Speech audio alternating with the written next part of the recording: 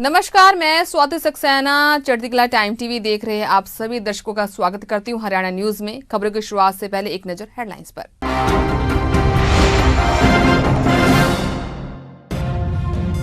हरियाणा में अनलॉक 2 का 27वां दिन। प्रदेश के सभी सरकारी स्कूल खुले, लेकिन अभी छात्र नहीं, सिर्फ 100% स्टाफ की हाजिरी अनिवार्य।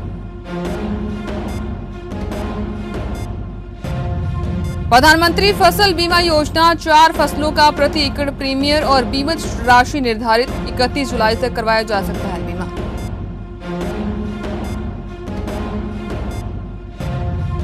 शाहबाद में महामारी मरीजों की संख्या में बढ़ोतरी, एक ही दिन में आए 21 नए मामले।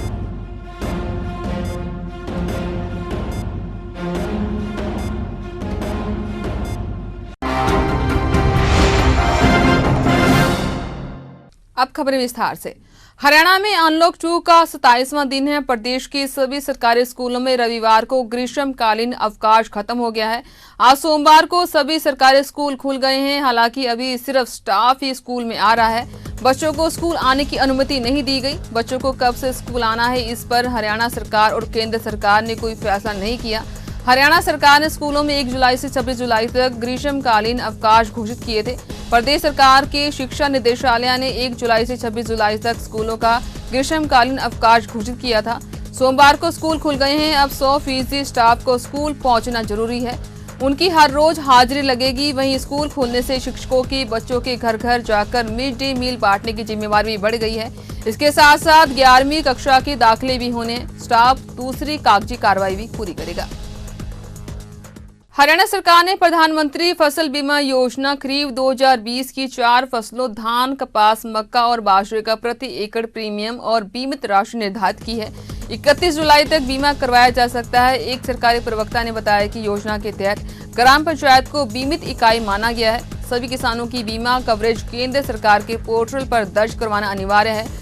प्रीमियम राशि केवल NCIP के भुगतान गेटवे पे GOV द्वारा ही भेजी जानी चाहिए। इसके अलावा किसानों का आधार नंबर होना अनिवार्य है। जिन किसानों ने ऋण नहीं लिया है वह इच्छानुसार बैंक शाखा, अधिकृत मध्यस्थ, अटल सेवा केंद्र व पोर्टल के माध्यम से बीमा करवा सकते हैं। शाहबाद में संक्रमितों की संख्या लगातार बढ़ती ही जा रही है। रविवार और सोमवार को 2 दिनों में एक ही दिन में महामारी के 21 पॉजिटिव मामले सामने आए हैं। इसकी पुष्टि SMO डॉक्टर रुपिंदर सेनी ने की। उन्होंने बताया कि सभी 21 पॉजिटिव केसों को LNJP कुरुक्षेत्र और मुलाना अस्पताल में आइसोलेट कर दिया गया है। उन्होंने बताया कि आज 70 लोगों के सैंपल लिए गए हैं, जिनका टेस्ट रैपिड किट द्वारा ही किया जाएगा। 2 दिनों में 21 मामले कोरोना के सामने आए हैं जी। तो इन जो 21 मामले आए हैं तो सर कहाँ पाए गए हैं? ये तकरीबन आज ही, जैसे आपको पता है, 7 आज संक्रमित आज जो पॉजिटिव आए थे केसेस, जिसमें 5 तो हरनाम सिंह गली वाले हैं और बाकी जो 2 हैं वो खट्टर वाला मोहल्ला के हैं। इसके पहले भी जो हैं 14 केसेस पॉजिटिव पाए गए थे और वो भी अपना खट्टर वाला मोहल्ला एरिया के थे और उनके मेंबर्स थे, जिनको हमने आइसोलेट कर दिया है और उनकी सैंपलिंग भी करवा दी है। तो सर आज जो सैंपलिंग होगी जी, तो रैपिड किट से की जाएगी?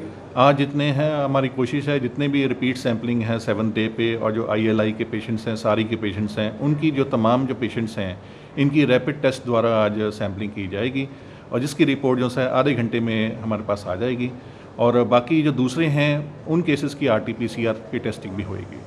वहीं दूसरी तरफ आज आयुर्वेदिक चिकित्सा विभाग कुरुक्षेत्र और रोटरी क्लब शाहबाद की ओर से सतलुज सीनियर सेकेंडरी स्कूल में विशेष कैंप का आयोजन कर इम्यूनिटी बूस्टर किट और सैनिटाइजर व मास्क वितरित किए गए। आयुर्वेद चिकित्सा अधिकारी यारा के अमृत लाल ने कैंप में पहुंचे लोगों का तापमान चेक किया। उनके बाद सभी लोगों को किट व मास्क वितरित किए गए। आयुर्वेदिक अधिकारी अमृत लाल ने कहा कि आयुर्वेदिक चिकित्सा अधिकारी कुरुक्षेत्र की ओर से अलग अलग टीमों का गठन किया गया है, जो गांव-गांव जाकर बुजुर्ग लोगों को किट वितरित कर रही है। किसान बाग सिंह ने कृषि मंत्री JP दलाल के निवास स्थान पर पहुंचकर सौंपा ज्ञापन। उनके निवास स्थान पर प्रतिनिधि को सौंप दिया है। आपको बता दें कि चरखी दादरी जिले के गांव साजरवास के किसान बाग सिंह पूर्व सैनिक वीर चक्र सम्मानित, जो पाकिस्तान से युद्ध में टैंक लेकर हिंदुस्तान पहुंचे थे। सम्मान पर उन्हें वीर चक्र दिया गया था। लगभग 80 साल की उम्र उनकी हो चुकी है। आज सरसों की फसल में भ्रष्टाचार को लेकर अधिकारी दर दर के चक्कर काट रहे हैं। बाग सिंह ने बताया कि उन्होंने महामारी काल के चलते कच्ची मंडी रानीला में नफे सिंह आड़ती को अपनी सरसों की फसल बेची थी, जिसकी कांटा पर्ची भी उनके पास है।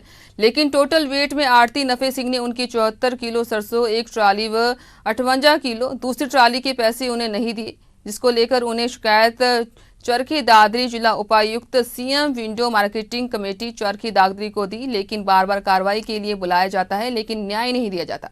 ऐसे में उनको कृषि मंत्री एवं पशु चालक मंत्री जेपी दलाल के आवास पर पहुंचकर उनके प्रतिनिधि को ज्ञापन सौंपा गया है और उन्हें न्याय दिलाने का भरोसा दिलाया गया है।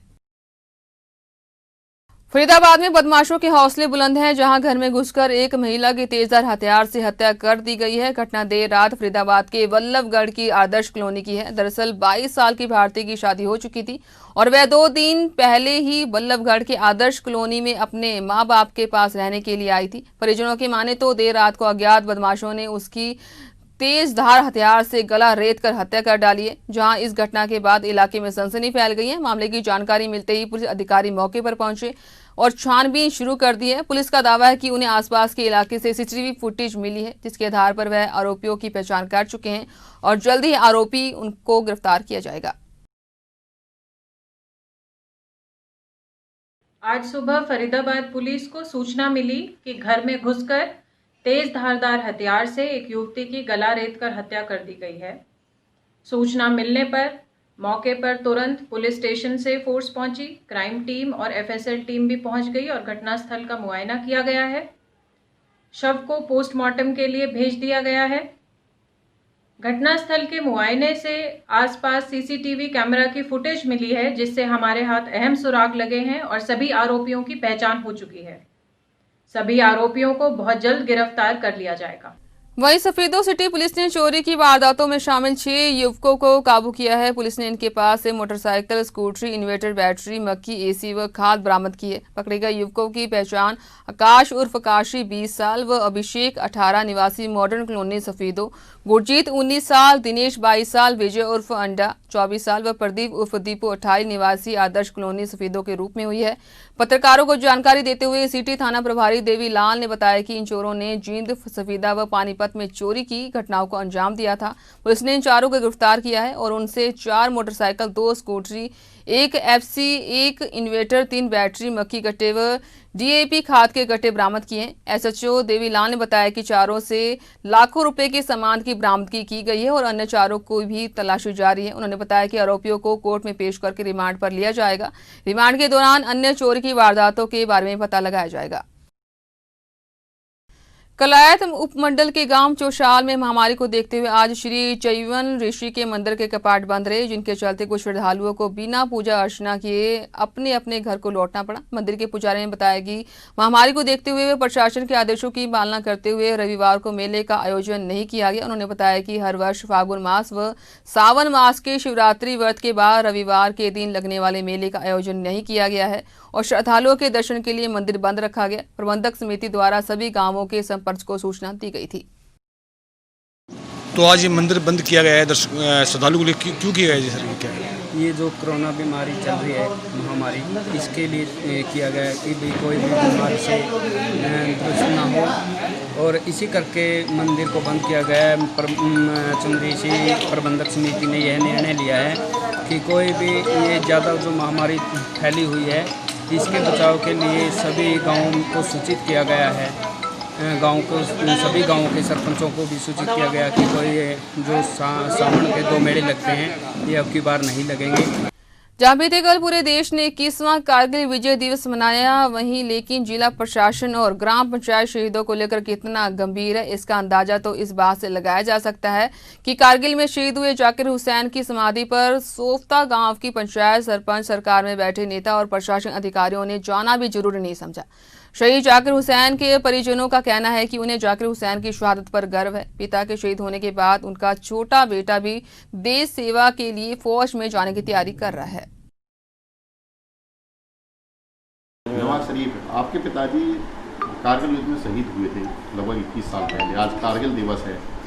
हाँ, आप सेना की तैयारी कर रहे हैं। जी सर। आपके भाइयों ने, माताजी ने बताया, चाहते हैं परिवार वाले, क्या कहोगे इस बारे में? हमें बहुत गर्व है कि हमारे पिताजी देश के लिए शहीद हो गए और मैं भी फौजी तैयारी कर रहा हूँ अपने पिताजी की तरह। परिवार वाले क्या सरकारी कहते हैं, घर वाले क्या कहते हैं, आर्मी में जाओ तुम सेवा करो, क्या कहते हैं मम्मी? किसने प्रेरित किया आपको? मम्मी ने क्या, भैया भी कहते हैं चले जाओ, क्या कहते हैं? मगर आर्मी की तैयारी कर ले, मेरे खुद के मन में थे। पलवल में जिला एवं सत्र न्यायाधीश चंद्रशेखर की अध्यक्षता में पौधारोपण अभियान चलाया गया। अभियान के तहत जिला न्यायिक परिसर व लघु सचिवालय के सामने गुलमोहर के पौधे लगाए गए।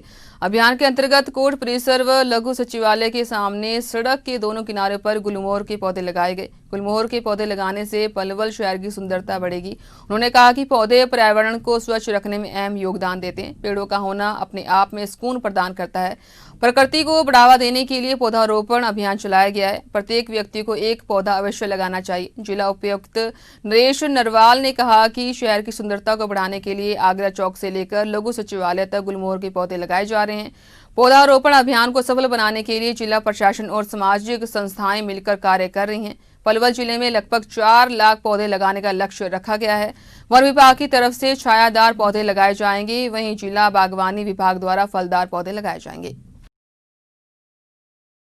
इसके साथ ही आप मुझे दीजिए आज्ञा। धन्यवाद।